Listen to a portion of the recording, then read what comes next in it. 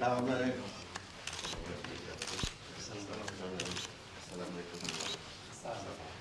Oh, ya Wazir Mawlud.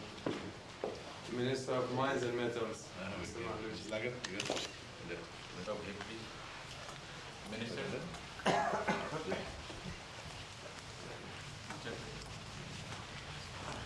Apa namanya yang mulia?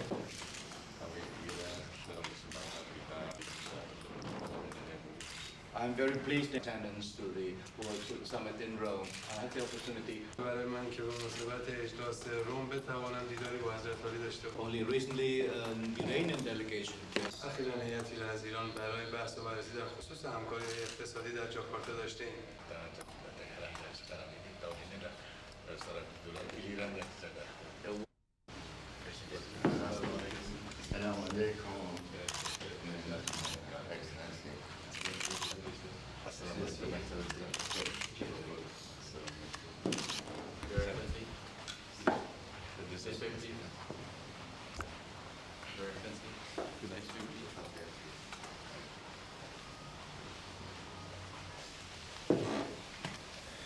Kapan tibanya yang mulia? When did you arrive in Rome? Vision of this summit, will you be going straight back home or are you going to visit other countries? No, I will go back home.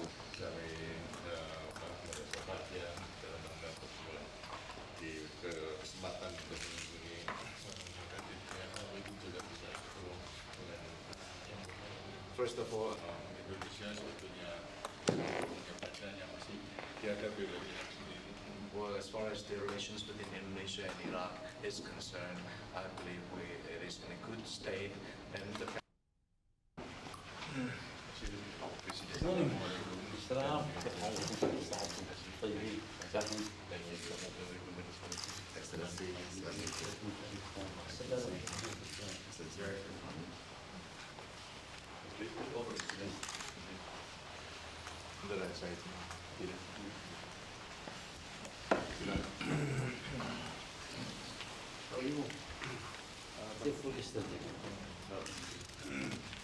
Dari sini akan Rome, will you be going back to Yemen or are you going to travel to other countries?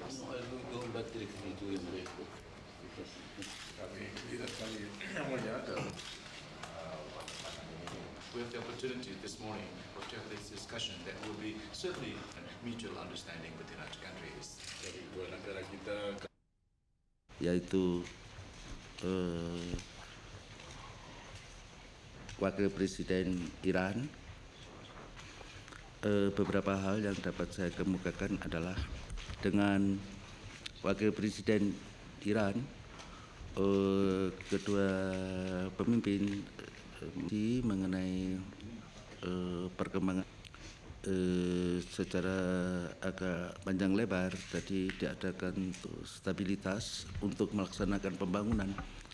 Sangat diperlukan adanya stabilitas nasional maupun stabilitas kawasan, dan dalam konteks ini kedua pemimpin melihat bahwa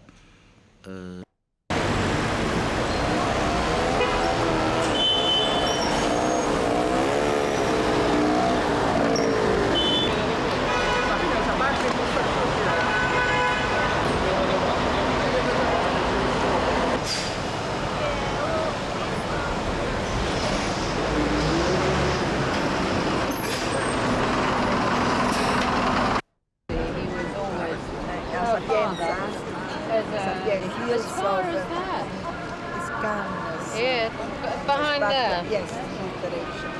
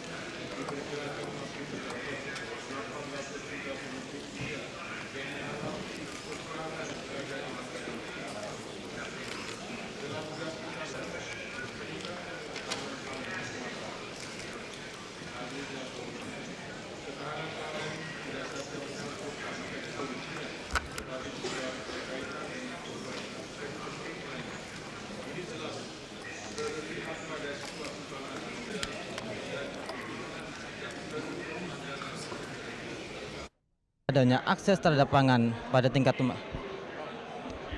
Pemirsa, deklarasi dan program aksi yang lahir dalam KTT Pangan Sedunia di Roma dan Italia ini merupakan kebijakan dan program aksi yang konkret yang dilaksanakan setiap negara agar tersedianya pangan setiap saat dengan gizi yang tinggi, sekaligus adanya akses terhadap pangan pada setiap rumah tangga pada tingkat nasional dan internasional sehingga tercapai ketahanan pangan dunia masa kini dan masa yang akan datang. Dari Roma, Italia, Yosman Manso dan Rianto Wicaksono melaporkan.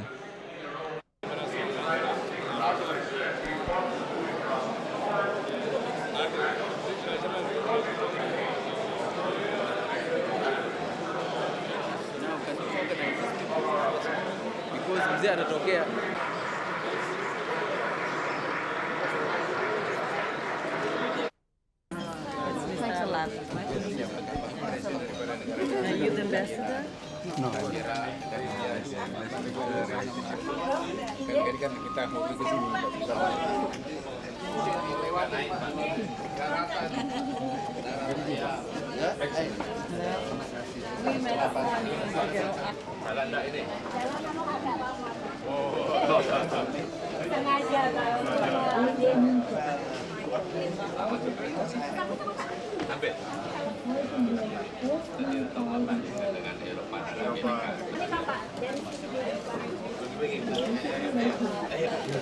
mulai menarik.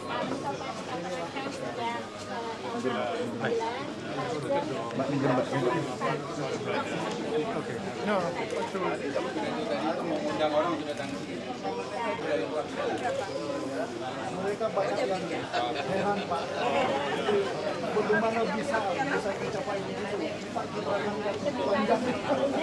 hanya untuk 10 juta, 20 juta, dan 195 juta.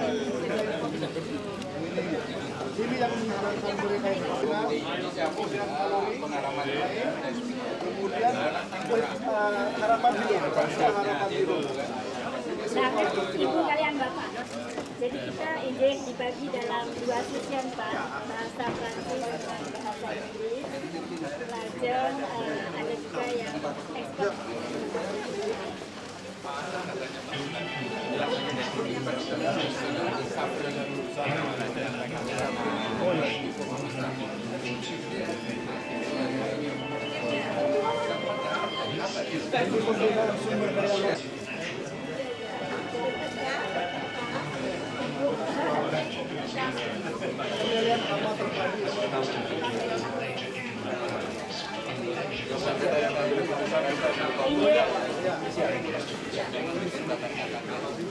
Nanti itu ada foto-foto Bapak tadi.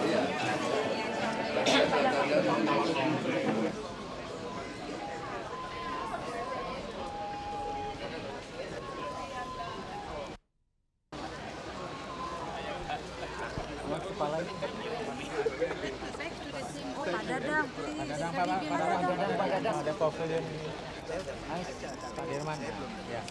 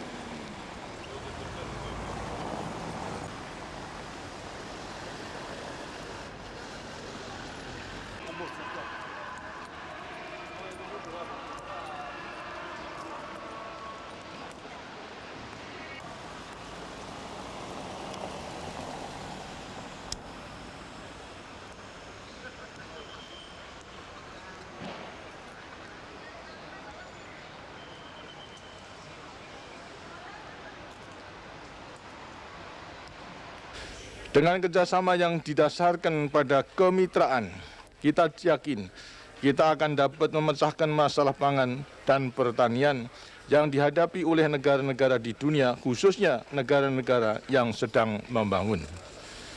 Indonesia ingin berbagi pengalaman dengan negara-negara lain dalam usaha meningkatkan kesejahteraan petani dan ketahanan pangan dalam kerangka pembangunan ekonomi nasionalnya. Untuk memberikan kesempatan bagi negara-negara berkembang untuk maju. Saya perlu menekankan secara khusus mengenai pentingnya kelancaran ekspor komoditi pertanian dari negara-negara berkembang ke negara-negara industri maju. Saya ingin menghimbau negara-negara maju agar mengembangkan kebijaksanaan perdagangan internasional yang mendorong kemajuan negara-negara berkembang, khususnya dalam era globalisasi saat ini.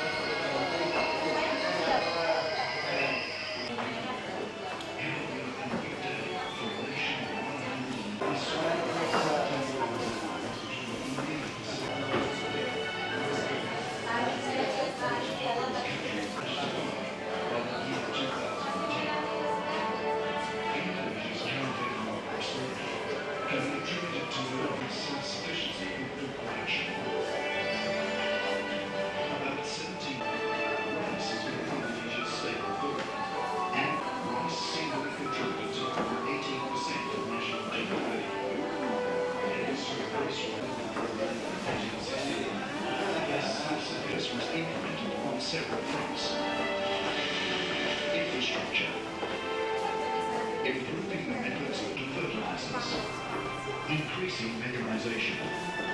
These were some of the measures taken towards strengthening the basic agricultural framework. Increasing food production.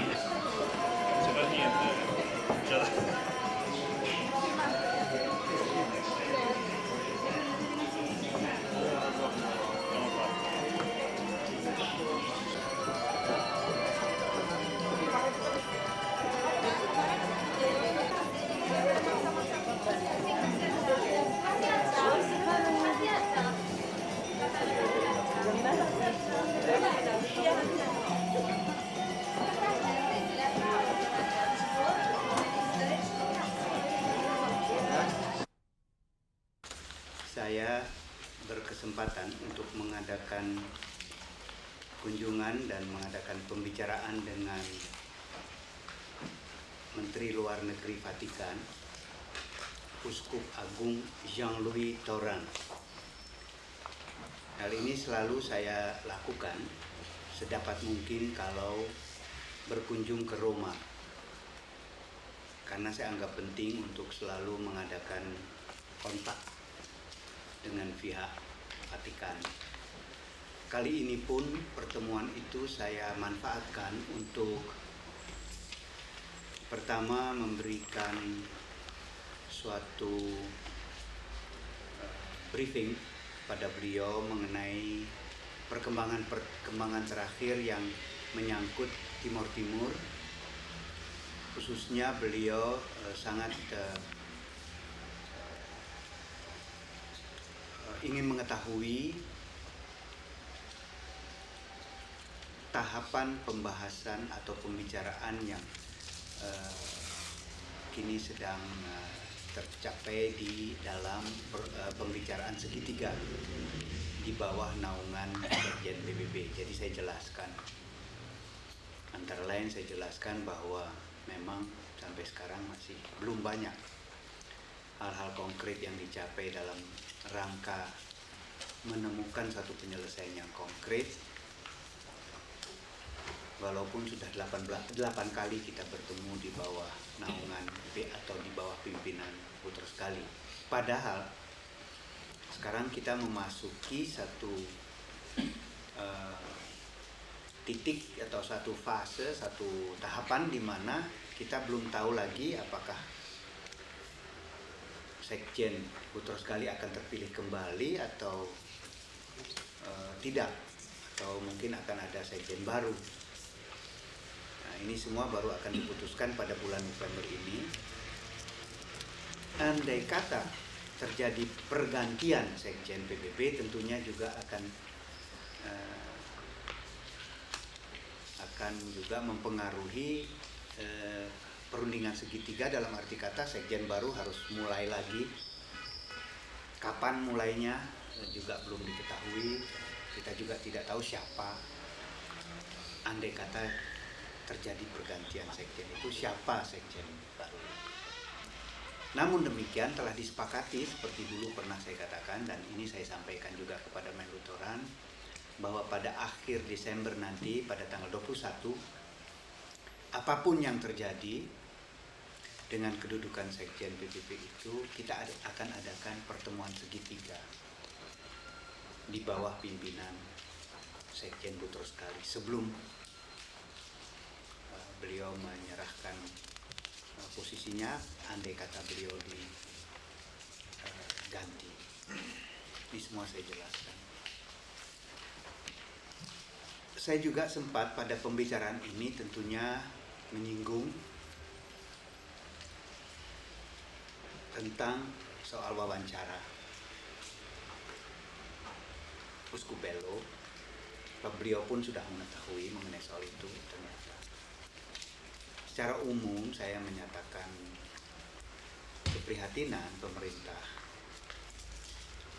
mengenai beberapa ucapan Uskup Bello akhir-akhir ini, baik sebelum maupun sesudah dianugerahi hadiah Nobel kepada media asing. Dalam hubungan ini, saya ulangi lagi, posisi dasar pemerintah Indonesia bahwa Indonesia itu mengakui dan menghormati kedudukan Uskup Belo selaku pemimpin Gereja Katolik di Timur Timur, mengakui dan menerima kepentingan beliau atau kepedulian beliau akan hal-hal yang menyangkut masalah-masalah kemanusiaan dan hak-hak asasi manusia yang mungkin menyangkut rakyat kita di Timur. Itu kita terima. Namun yang tidak bisa kita terima adalah bahwa Uskup Belo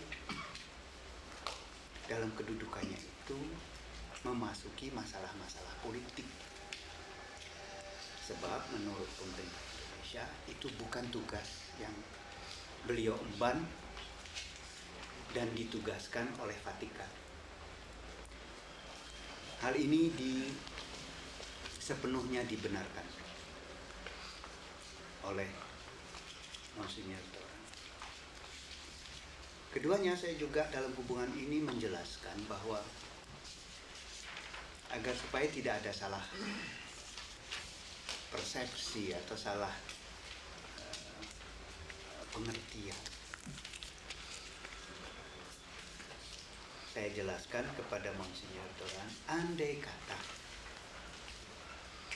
hadiah Nobel itu diberikan kepada Uskup Belo sendiri,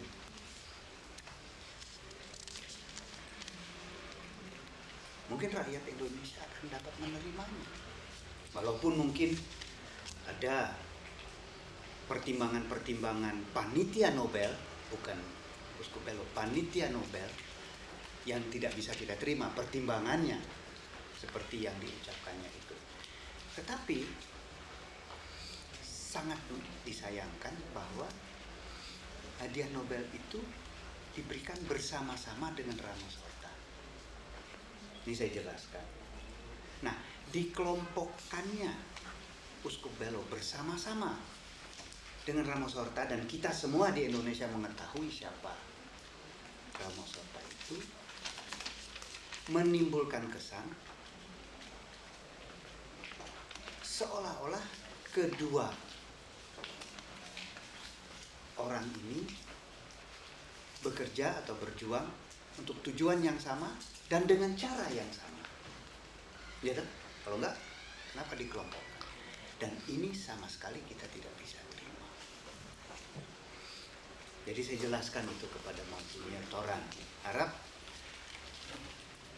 dimengerti mengapa kita itu bereaksi begitu.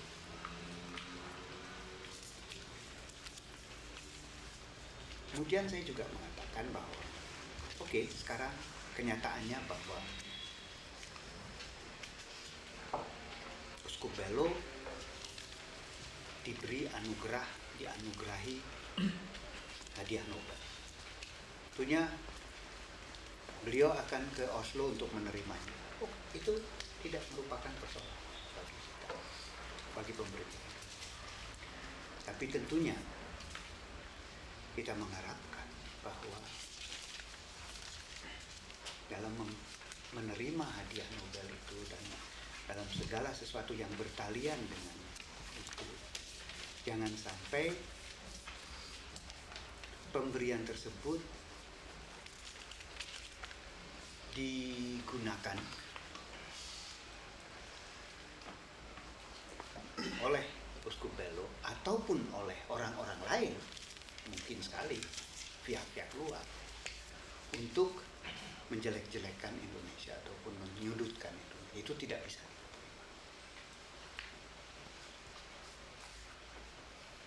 Misalnya saya sampaikan bahwa kami mendengar bahwa setelah Oslo akan ada undangan untuk pergi ke Portugal, akan ada satu acara khusus dan sebagainya. Ini saya sampaikan.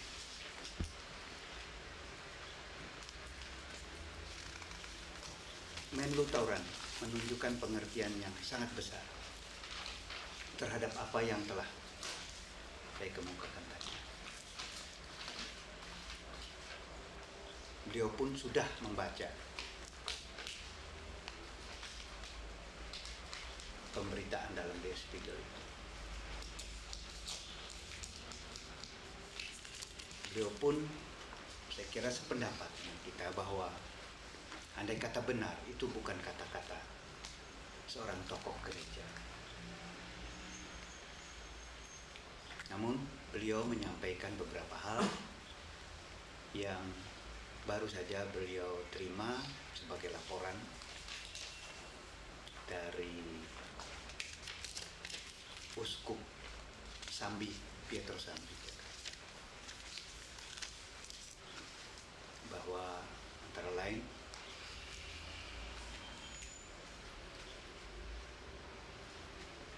Uskup Belo dari Oslo, dia kata beliau ke Oslo untuk menerima, akan segera pulang, tidak akan mampir ke tempat-tempat lain karena, dan juga tidak akan menerima undangan-undangan untuk pergi ke tempat lain.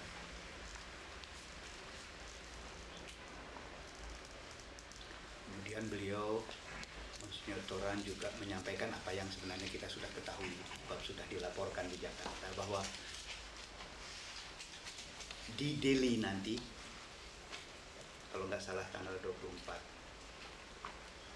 menurut ucapan Uskup Belo sendiri, Uskup Belo akan memberi penjelasan mengenai ucapan-ucapannya dalam Der Spiegel itu.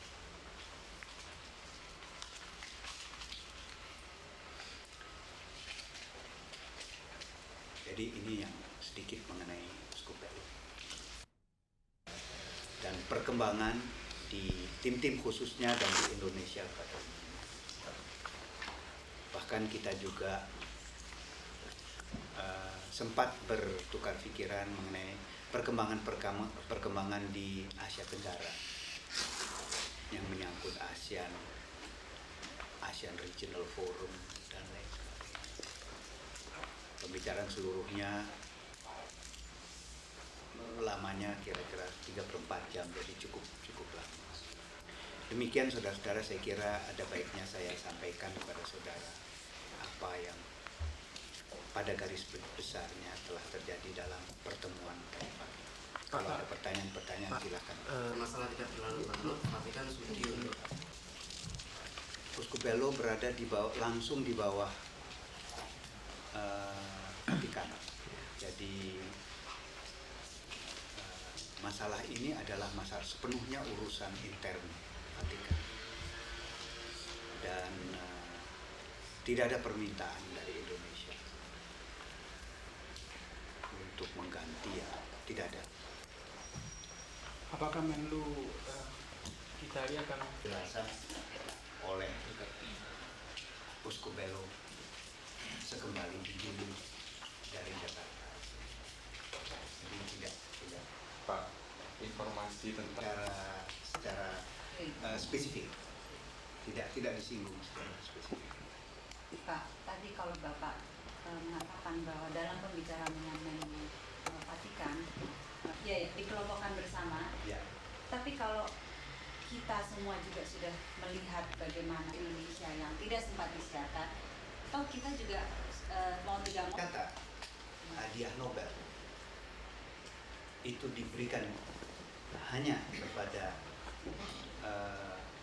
Uskup Belo, dikeluarkan secara resmi oleh panitia Nobel dan kemudian ditambah oleh statement ketua hadiah panitia tersebut melalui CNN.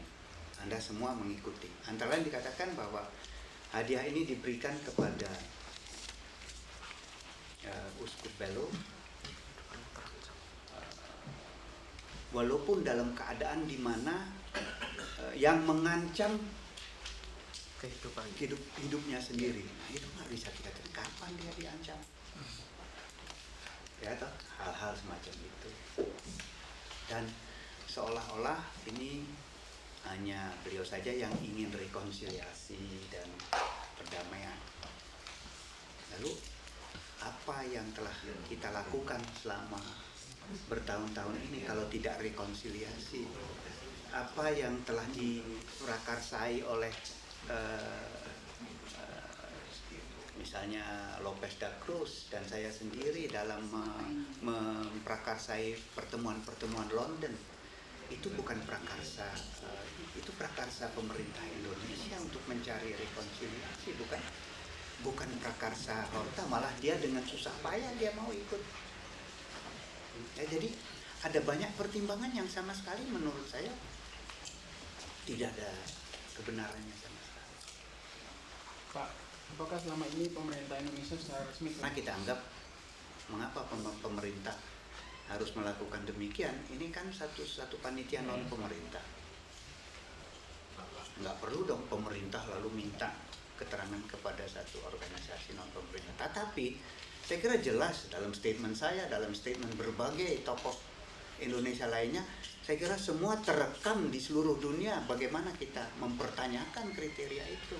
Jadi tidak perlu lagi secara langsung kita minta penjelasan gitu. Ya, sudah jelas mereka tahu dan ada reaksinya juga dari mereka. Dalam pembicaraan tadi jelas-jelas Bapak bisa menangkap. Semua persiapan sudah hampir rampung. Sekembali saya di Jakarta tanggal 19 malam, insya Allah saya akan berangkat. Begitu pula Pak Hartarto akan berangkat ke Manila untuk pertama-tama menghadiri pertemuan-pertemuan pada tingkat menteri, pertemuan-pertemuan persiapan. Sebab seperti diketahui akan ada pertemuan Menteri Luar Negeri ASEAN dulu, Menteri Ekonomi ASEAN secara terpisah, kemudian secara tergabung Menteri-Menteri ASEAN di bidang ekonomi dan Menteri Luar Negeri akan bertemu. Bukan saja untuk mempersiapkan diri untuk APEC, tetapi juga untuk membahas beberapa aspek persiapan KTT ASEAN, informal ASEAN bulan tanggal 30 November yang akan datang. Kemudian akan memasuki SOM APEC dan Ministerial Meeting APEC. Ya, jadi seperti biasa. Bapak Presiden selaku kepala negara ataupun kepala pemerintahan yang ikut dalam APEC Economic Leaders Meeting akan tiba saya kira tanggal 23 kalau nggak salah, 24 meetingnya dan 25. Saya bisa salah tanggalnya persis, tapi semua sudah sedang dipersiapkan dan saya kira nanti di Jakarta kita bisa mengadakan pemberitaan kepada pers secara lebih lengkap. Sekarang saya tidak ada bahan baru. Pak, mengenai generasi Roma bagaimana Pak? Sepakati, bahkan sebelum para kepala pemerintahan dan kepala negara tiba untuk memberi statementsnya, menunjukkan bahwa kali ini kesepakatan itu lebih mudah tercapai daripada pada KTT-KTT seperti KTT kependudukan dan lain sebagainya. Jadi lebih mulus lah jalannya. Saya kira isinya juga baik sekali. Saya mohon saudara-saudara yang semua telah mengikuti pidato Bapak Presiden, khususnya saya menarik perhatian pada usul konkret Bapak Presiden pada akhir pidato beliau mengenai soal bagaimana negara-negara berkembang dapat bekerja sama dan menggabung potensi dan sumber dayanya untuk meningkatkan produksi mengenai pupuk, mengenai fertilizer. Sebab tanpa pupuk mustahil kita mencapai apa yang disebut ketahanan pangan dan lain sebagainya, food security dan swasembada pangan. Jadi ini merupakan satu usul konkret yang saya kira mudah-mudahan bisa nanti kita kembangkan menjadi satu program tersendiri. Bagaimana tanggapan negara-negara? Saya kira besok mungkin saudara-saudara bisa mengejar juga Menteri Pertanian dan lain-lain beliau-beliau ini yang menangani. Tapi itu adalah satu usul konkret yang saya kira cukup baik untuk di highlight lah. Ya, oke.